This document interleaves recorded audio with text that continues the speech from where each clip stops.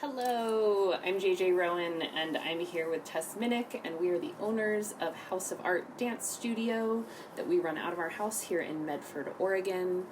We do private lessons and classes and social dancing, all under the Fusion umbrella. Welcome to our first of many videos about Fusion partner dancing.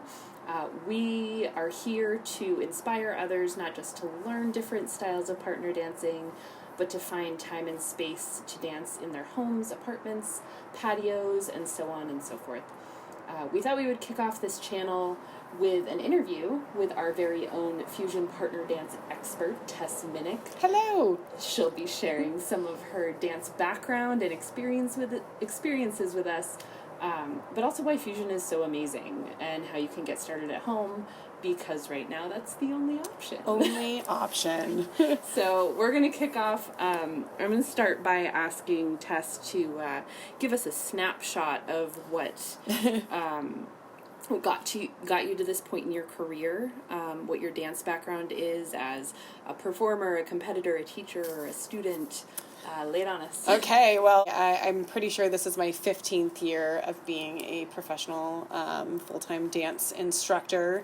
And so I think it all really started for me with musical theater and my family being very eclectic and loving all different styles of art and music. And we were always going to see different plays and different musicals and bands, and they just introduced me to so much, and I just fell in love with stories and characters, and everything was just sort of really revolved around music and theater and art in my household. My mom's an artist, so I was always in plays and in theater growing up, but I sort of gravitated towards these dance and movement based roles. I didn't really have my confidence for singing yet, although that is something that now I feel so much more confident having done the dance, haven't had the dance experience that I've had. But I did all sorts of plays and then making bands with my friends, and just really interested in music from an early age. And then it wasn't long before I discovered swing dancing at this local ballroom called Glen Echo Ballroom in Maryland, where I used to live. And I was exposed to big band jazz swing dancing. There was a live band every weekend, every Saturday. I would beg my parents to go take me out swing dancing, and I just fell in love with that. And so towards the end of my high school years, I was making these little routines with my friend. I would go to Glen Echo to go swing dancing, which I would later know that to be as Lindy Hop. I didn't know it at the time. I just was like, it's swing dancing, but there's lots of different kinds of swing dancing. And so that was how that got started. And we happened to be, in my last year of high school, doing one of our little routines, which we thought was amazing. We thought we were really, really good. And we were doing it at my high school's Spring Fling local jazz band concert, and I was approached by two Arthur Murray instructors, which is a franchise dance studio of over 100 years, and the other franchise dance studio that people usually recognize is Fred Astaire. So those were kind of similar franchise dance studios, but Arthur Murray studio down the street from my high school, and they convinced me I should come in and start training at Arthur Murray and start learning ballroom dancing. And I was like, I think I'm going to be an actress on Broadway and an astronaut and a tattoo artist instead. And then they were like, are you sure you don't want to be a dance instructor? And I'm like, no, I think I'm still going to go do this thing. There was a back and forth for a few months. They were calling me, trying to get me to come in. And then my dad was like, you need to know a lot of math to be an astronaut. And I was like, yeah, okay, I'm going to go be a dance instructor instead. So I went to dance at Arthur Murray. I went to train, and I started learning ballroom, and I would still go out social dancing all the time, but I started learning these other dances. And so I was learning salsa and bachata and tango and all these just different dances, and I would go out all the time, and I was just just so into it. It was very much like being in a play, because for 3 minutes you get to be another character, you get to be, whoever you want in that dance, and that was really exciting. And then about that time I started to, so like about a year or so in, I started to compete. Actually, one of the more, I almost said elderly. That's not right. The elders, the veterans of my dance studio, just asked me one day, like, have you ever thought about competing? And I didn't really know what that was.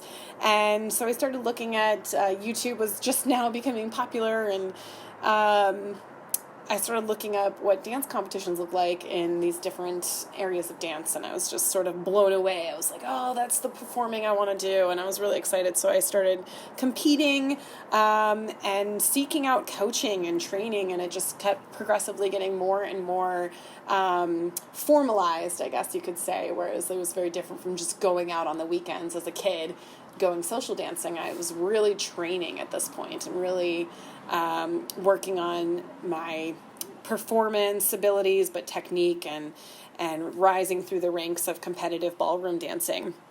So it's not really a snapshot, I guess, but it's a panorama. It's a panoramic view. But I think it's kind of important how things, the gateway dances, and how they relate to one another. And around 2014, I had been dancing since I'd been teaching people to dance at Arthur Murray since I was 17 at that point, and I was just kind of ready for the next step of my dance journey and my career, and looking for something new. And it was right around that time that I discovered a ballroom dancing competing couple that also competed in West Coast Swing, and it was my first West Coast Swing competition that I got to see them in person in 2014, and their names are Susan Kirkland and Gary McIntyre.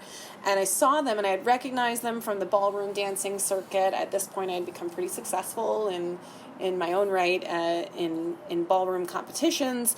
And I saw them competing in the West Coast Swing circuit, and I was just blown away by like their ability to shift between these different dance styles and become really successful at such different dance styles. And I was like, that's the people I want to go learn from. Those are the people I want to go like study under. So that's what I did. And so they had a dance studio out in Austin, Texas, and I gave my notice at my Arthur Murray studio, which had been there for close to 10 years. And I was like, this is the next chapter. And so I went to Austin, Texas, and I learned more dance styles. I learned country dancing, which was just really cool and more intricate and sophisticated than I ever would have thought living in Maryland. There was just a culture about there in Austin, Texas, where you go out dancing, and everyone goes and with the intention of going out and dancing and honky-tonking, and it was live music, and it was just amazing. And I also got to go to salsa congresses and other types of dancing and blues, and I was just all over the map. I just wanted everything.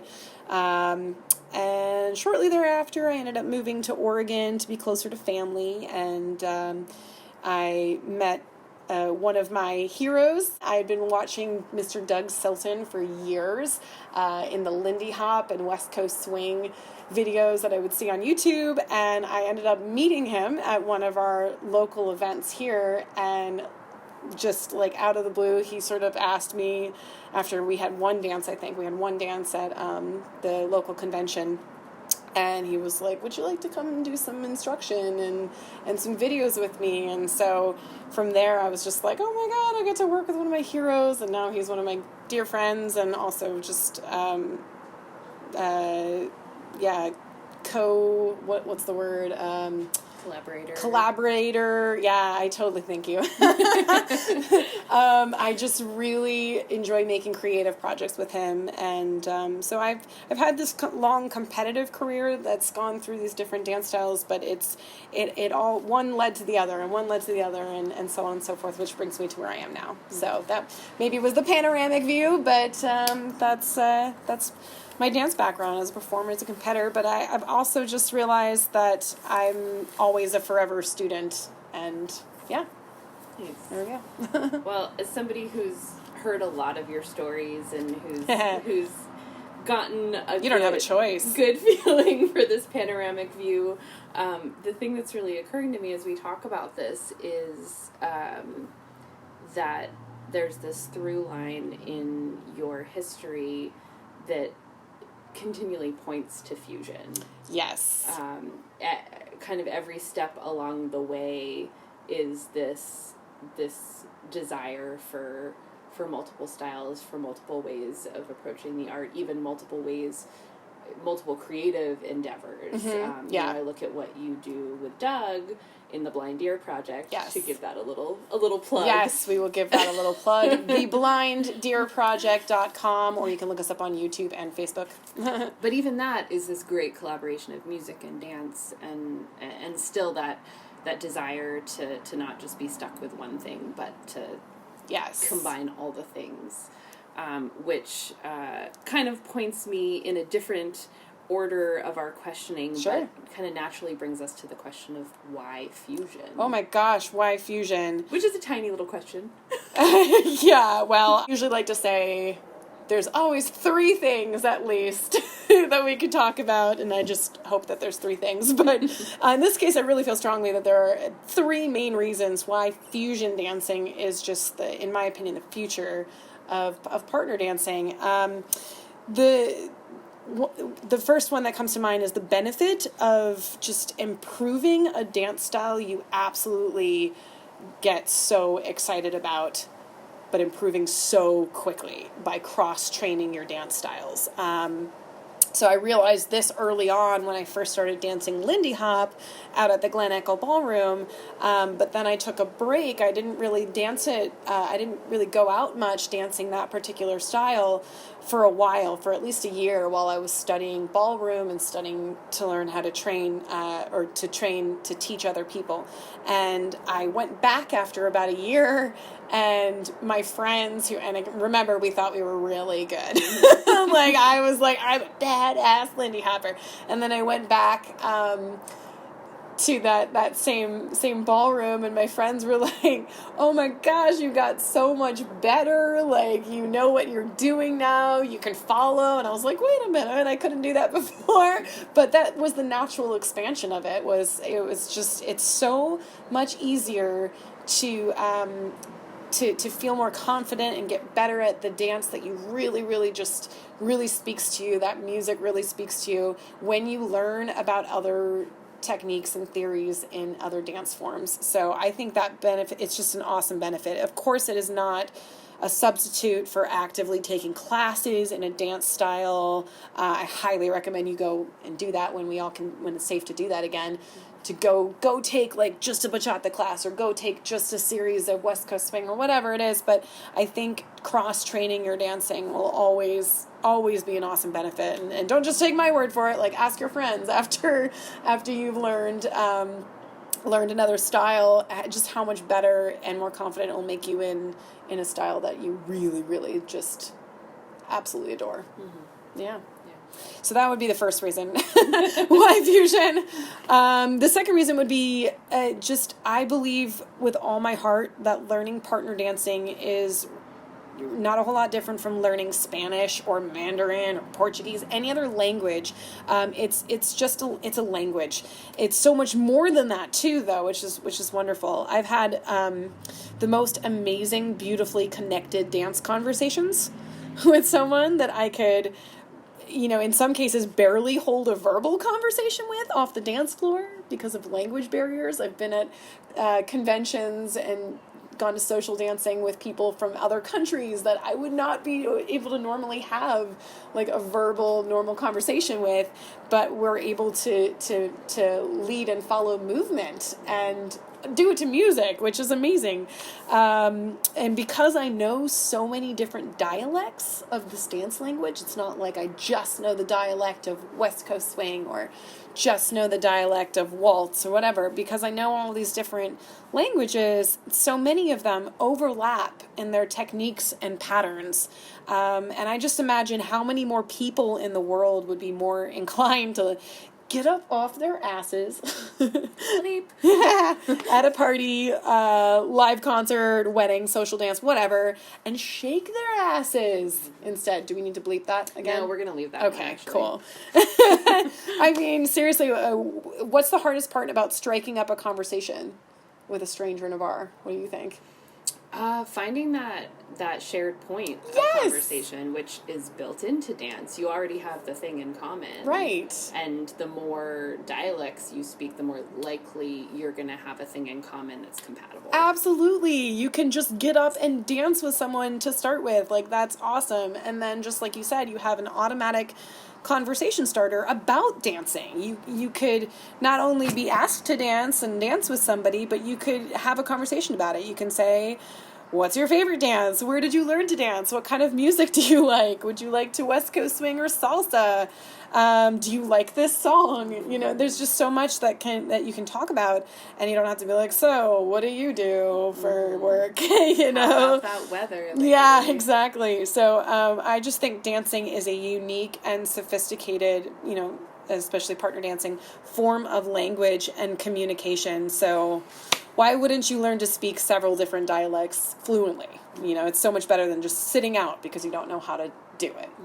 So that would be my second reason. And then the last one, for now, there's so many reasons for fusion, but this is a big one for me, is music. So I personally have a passion for music. I am a musician, and I've just always been attracted and drawn to just so many different styles of music and instruments, and not everyone is as picky with their music as I am, I know that, but I think we can all agree that without the music in our cultures, we most likely would not have developed into humans that dance. And music expresses feelings and stories and concepts sometimes better than everyday words. Like, I think you can relate with poetry and other art forms. But music is an escape into a story that maybe relates to your current place in life, or takes you away from it. You know, maybe you need an escape from that. But when you listen to a piece of music, it's here and now. It's in the present, and it may have been recorded a year ago or 100 years ago, but it's preserved. And when you listen to it, the song is in the present and you are in the present. My philosophy is that's how partner dancing should be. You know, the music should inspire you to express with your body, whether that's by yourself or with a partner that you're expressing to. I look at every dance as an opportunity to have a conversation, no matter how primitive, with the music first and foremost. And almost every culture on this planet Earth has their own subculture around music and movement, and I find that endlessly fascinating. Many things overlap in music, like instruments, themes, emotions, rhythms, chord progressions, and so why wouldn't there be an extensive overlap with partner dancing around the world?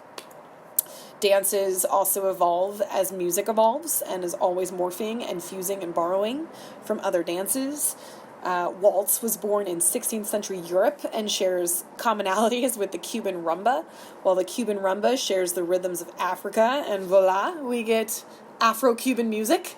Music is always a fusion of many ideas, so naturally dance evolves the same way, and that's why fusion. If you love music and love to dance to different kinds of music, fusion is the future. Yeah. Well, and when I think about even just how we appreciate music, how many different types of music there are, and even though personal taste is a big part of that, if each of us looks at our own individual taste in music, there's variety there, there's range there. Yes. So why wouldn't our dance do the same thing? Absolutely. And I just think it's fun to be a rebel too. So maybe dance a West Coast swing to a piece of music that would normally be labeled as salsa, you know? No. Yes. We've done it. So, yeah. Nice. That's why. Well, okay, I'm going to kind of piggyback off of that, and so we're in this really unusual time right now. Yes, we are. Where those of us who are already dancers, those of us who want to be dancers, and everybody in between are limited by this quarantine, you mean? This little pandemic that's happening. Just a little bit. So that last point, why fusion is kind of a great example of something that we can do while we are social distancing to learn more about dance. And one of those things would be to study music, because without the music, there is no dance. There is no dance. It's very Matrix-like. Yes. There is no dance. There is no dance. But I would love to hear from you other recommendations of how to navigate this unusual time, whether we are already dancers who are trying to continue our practice, or whether we're new dancers who want to get into that and can't just simply go into a class. Yeah, totally. I mean, like, normally I would recommend that. Obviously, I would suggest going out and taking local classes in different dance styles, because that's a huge part of what I did. Was in addition to my learning in one area, I would be like, okay, tonight I'm going to go out salsa dancing, and I'm going to take the class before the dance, and tonight I'm going to do tango. So unfortunately, that isn't an option right now, but the internet and your music collection are your best friends for this, because this is actually a fantastic time right now to learn different styles of partner dancing in the comfort of your own home. But also, like, there are top professionals right now that you would never normally be able to, like, I shouldn't say never, but it would be more difficult, it'd be more challenging to go get instruction directly from them. You'd have to travel, you'd have to spend money on lodging. There's so many different aspects to that these same people are putting stuff out online right now. They're having classes. It's just a great time to learn to dance with yourself too. So even if you aren't going to dance with a partner anytime soon, you don't have a partner at home that you can learn with, that's okay, because you are preparing to be a better partner for someone else when you learn to dance better with yourself and to dance to the music. That's a big thing that we'll talk about forever in other videos as well, about just like especially the idea if you're a follower, for example, like, that you just follow and that's all you do. That's not how that works. When I'm a good follower, I know how to keep myself on time to music. So this is a great opportunity right now to do that. And there are hundreds of tutorials out there on YouTube that teach you basic footwork in every kind of dance. Absolutely. So I would do some research ahead of time to see what kind of music inspires you to want to dance, and what kind of partner dancing do you really enjoy watching, because that's a big one, I think. And you can start with some of the ones that I've suggested, or just do your own research. It's fine.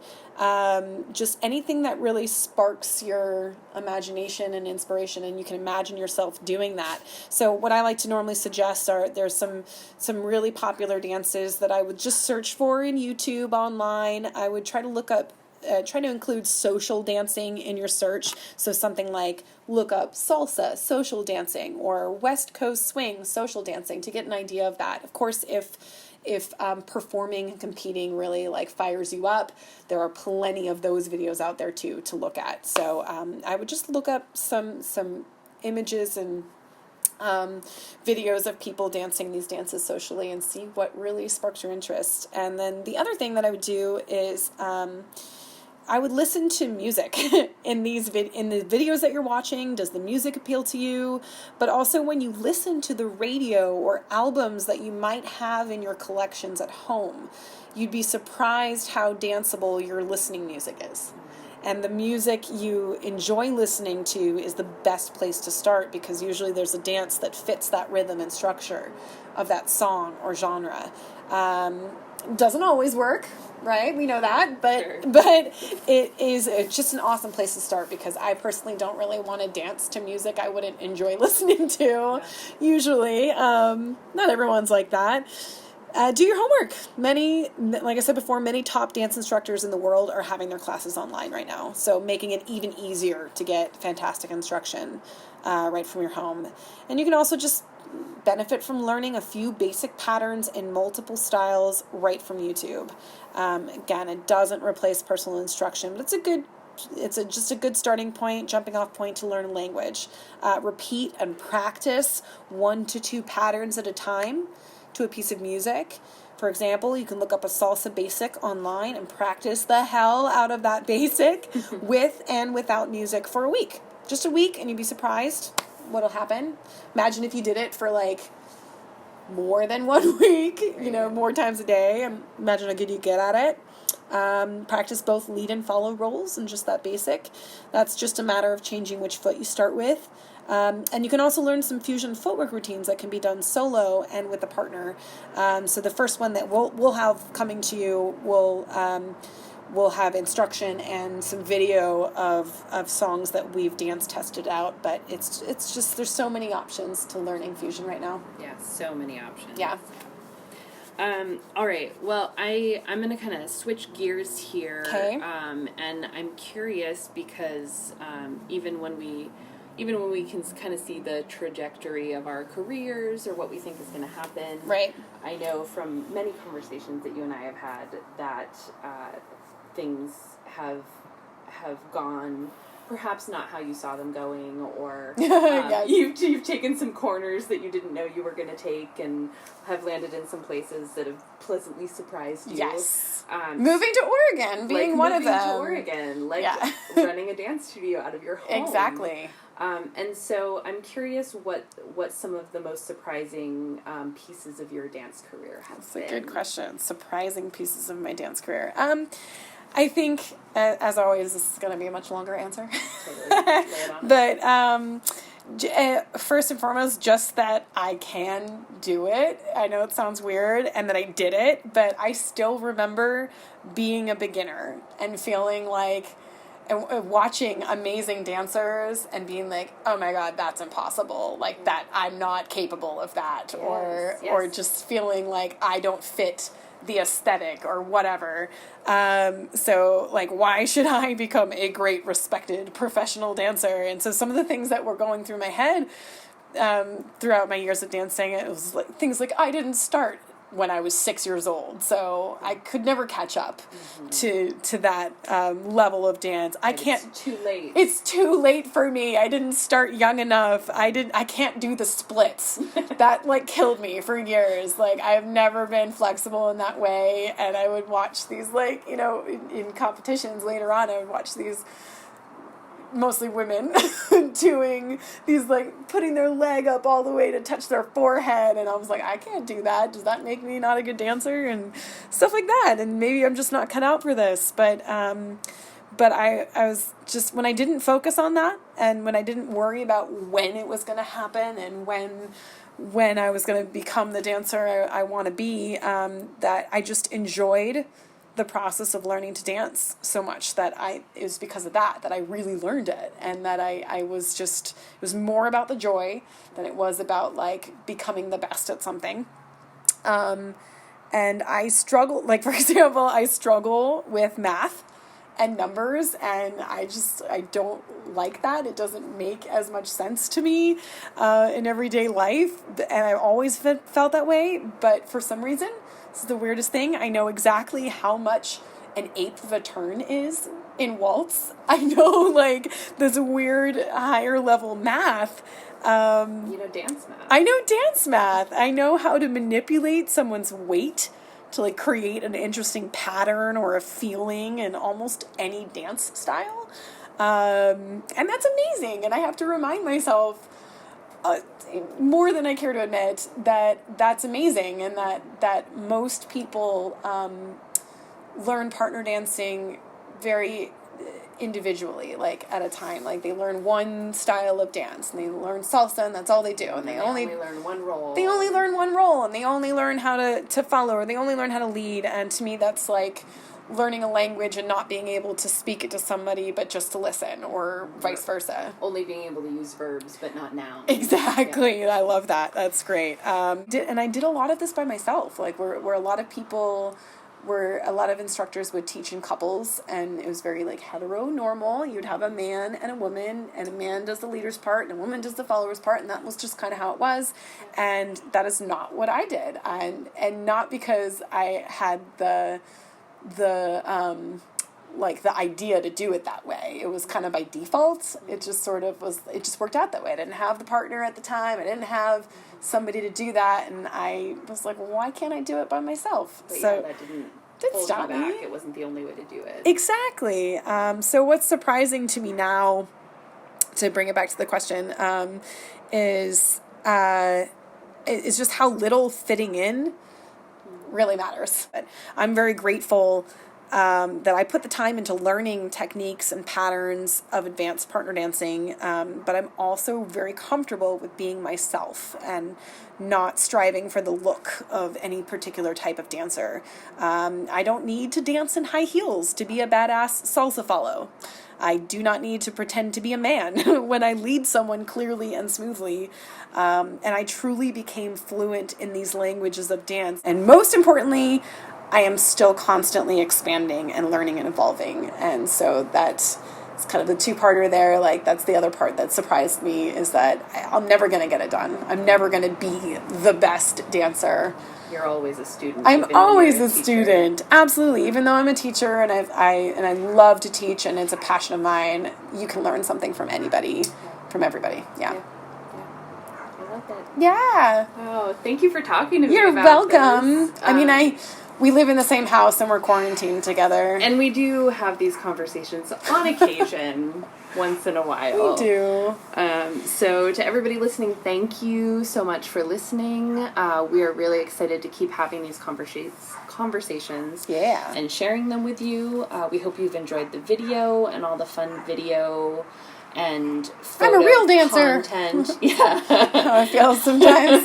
To get the full panoramic view. Yes. We hope you've also enjoyed the fact that we are sitting out on our porch out behind the House of Art Dance Studio in the evening, enjoying the night air. It was too beautiful, so you might be hearing dogs barking. Yeah, you're going to hear some animals and maybe some vehicles in the background. We hope it's charming and not distracting. And until next time, please feel free to send us your feedback, ask us questions, maybe topics that you want to hear us talk about. Yes. And we'll be back with another installment soon. Sounds good. Thanks, Tess. Yeah.